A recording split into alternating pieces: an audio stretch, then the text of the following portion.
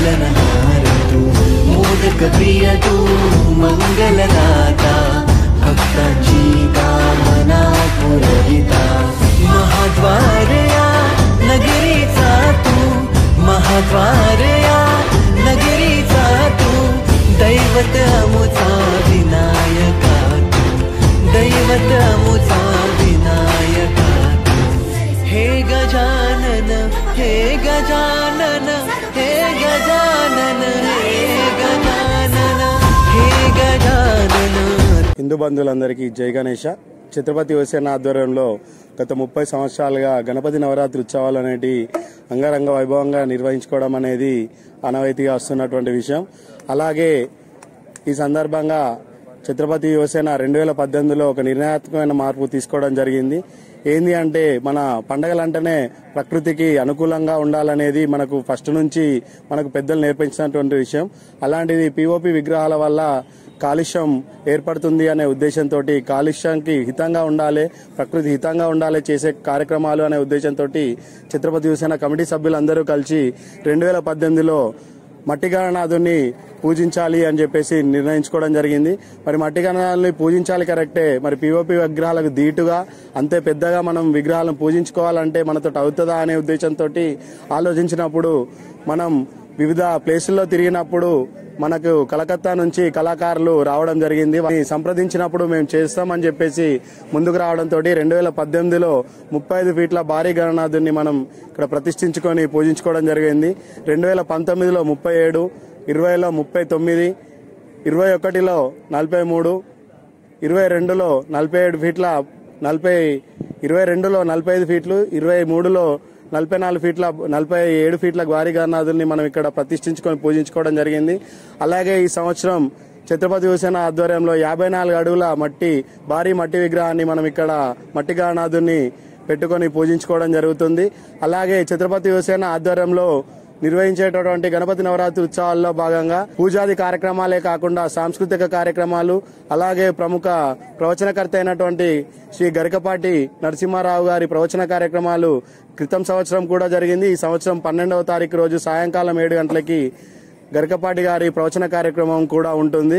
అలాగే మనం ఎక్కడైతే ప్రతిష్ఠించామో అక్కడే ఫైర్ ఇంజన్ల సహాయంతో నిమజ్జన కార్యక్రమం నిర్వహించుకోవడం అనేది ఛత్రపతి యువసేన ప్రారంభించింది। ఎక్కడైతే మనల్ని భగవంతుని ప్రతిష్ఠించామో అక్కడే 18వ తారీఖు 11 రోజులు నార్మల్గా అన్ని 9 రోజుల పూజన అనంతరం 10వ రోజు నిమజ్జన కార్యక్రమం ఉంటుంది। కాకపోతే ఇక్కడ 11వ రోజు అయిపోయిన తర్వాత 12వ రోజు సాయంకాలం ఫస్ట్ పంచామృతాలతోటి అభిషేకాల అనంతరం నిమజ్జన కార్యక్రమం ఉంటుంది।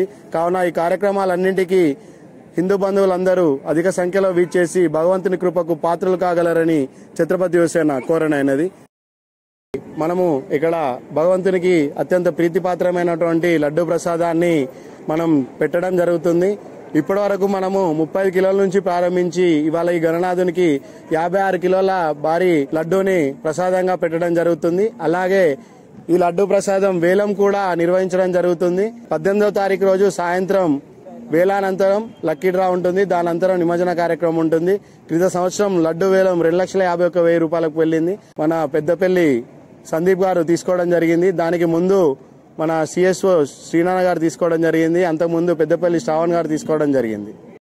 ఛత్రపతి యువసేన ఆధ్వర్యంలో మొదటి రోజు ప్రతిష్టాపన పూజా కార్యక్రమం, అలాగే రెండవ రోజు సాయంకాలం ఏదైతే అంతరించిపోతున్న కళలో ఉన్నదో మన తెలంగాణ ప్రాశస్త్యం కలిగినటువంటి చిరుతల రామాయణ భజన కార్యక్రమం హనుమంతునిపేట భక్త బృందం వారి చేత ఉంటుంది। అలాగే రేపు ఆర్కెస్ట్రా ప్రోగ్రాం ఉంటుంది। తర్వాత ఎల్లుండి ఏదైతే 10 తారీఖు రోజు కత్తుల కిషన్ జీ అంటారు, తెలుసు, ఇంటర్నేషనల్ జాగుల కిషన్ జీ అంటారు, అతను మ్యాజిక్ షో మరియు అతను ఏదైతే ప్రత్యేకత ఉందో గిన్నీస్ బుక్ రికార్డు ఉందో అతనితో ప్రోగ్రాం నిర్వహించడం జరుగుతుంది 10వ తారీఖు రోజు సాయంత్రం। అలాగే 11వ తారీఖు రోజు సాయంత్రం RK Krishna dance academy Karimnagar వారి చేత సాంస్కృతిక క్లాసికల్ డాన్స్ కార్యక్రమాలు సాయంత్రం 7 గంటలకు నిర్వహించడం జరుగుతుంది। అలాగే 12వ తారీఖు రోజు ప్రముఖ ఆధ్యాత్మికవేత్త అయినటువంటి మన బ్రహ్మశ్రీ పద్మశ్రీ గరికపాటి నరసింహారావు గారి చేత ప్రవచన కార్యక్రమం కూడా ఉంటుంది। అలాగే 13వ తారీఖు రోజు గణపతి హోమం నిర్వహించడం జరుగుతుంది। అలాగే 14వ తారీఖు రోజు మహా అన్నదానం కార్యక్రమం నిర్వహించడం జరుగుతుంది।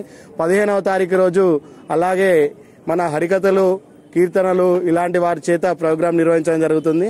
16వ రోజు అన్ని నిమజ్జన కార్యక్రమాలు ఉంటాయి కావున ఇక్కడ ఓన్లీ దర్శనం మాత్రమే అలో చేయడం పడుతుంది. 17వ రోజు నిమజ్జన కార్యక్రమాలు చూసుకుంటాం. 18వ రోజు నిమజ్జన కార్యక్రమం నిర్వహించబడుతుంది.